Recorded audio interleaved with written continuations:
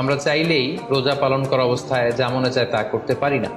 এবং সহিহ বুখারীর বর্ণনায় আল্লাহর হাবিব সাল্লাল্লাহু আলাইহি ওয়াসাল্লাম আমাদেরকে শিখিয়েছেন যে কেউ যখন রোজা রাখে সে যেন অশ্লীল কথা না বলে, রোজা রেখে সে যেন কাউকে গালি না দেয়।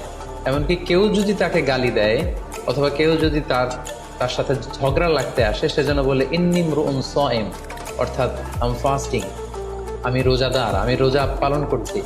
রোজা পালন করা অবস্থায় আমার পক্ষে অশ্লীল কথা বলা, ঝগড়া করা, কোনো বাক বিতণ্ডায় জড়ানো সম্ভব না।